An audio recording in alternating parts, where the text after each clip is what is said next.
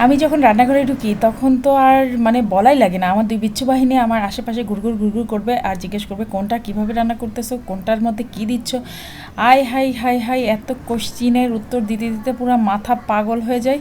আর তারপরেও আমি যদি এত বলি যে তোদের কাজ করো আমি আমার কাজ করি, তারপরেও হবে না। আজকে কাঁচকলার কোপ্তাকারি খেতে চেয়েছে, তাদের খুবই পছন্দের একটা খাবার কাঁচকলার কোপ্তাকারি।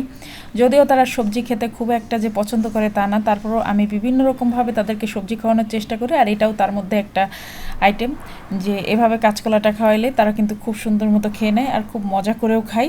তো আমি আমার দুই মেয়েকে বললাম শুধু তোদের দুইজনের জন্য আমি আজকে পাক্কা রাঁধুনি হয়ে গিয়েছি, বুঝলি, তোদের দুইজনের জন্য, তোদের দুইজনকে মজার মজার খাবার খাওয়াবো বলে আজকে আমি এরকম পাক্কা রাঁধুনি। আর সাথে দিয়ে তোদের বাবারও খুবই মজা হয়েছে, মজার মজার রান্না খেতে পারে তোদের জন্য। सारी दुनिया से जीत के मैं आई हूँ इधर, तेरे आगे ही मैं हारी किया।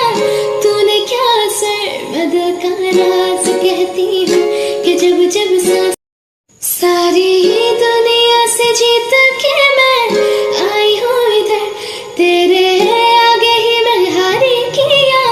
तूने क्या सरमद का राज कहती हूँ कि जब जब सांस। তো এই হচ্ছে আমার অবস্থা, বুঝতেই পারছেন। কিচ্ছু করার নেই, আমার বাচ্চাদের জন্য আমি সব সময় সুন্দর সুন্দর খাবার রান্না করার চেষ্টা করি। আর আজকে খুব বেশি কিছু রান্না করিনি, আলু ভাজি করেছি আর কাঁচকলার কোপ্তাকারি। আজকে কোনো মাছ মাংস ডিম কিচ্ছু করিনি।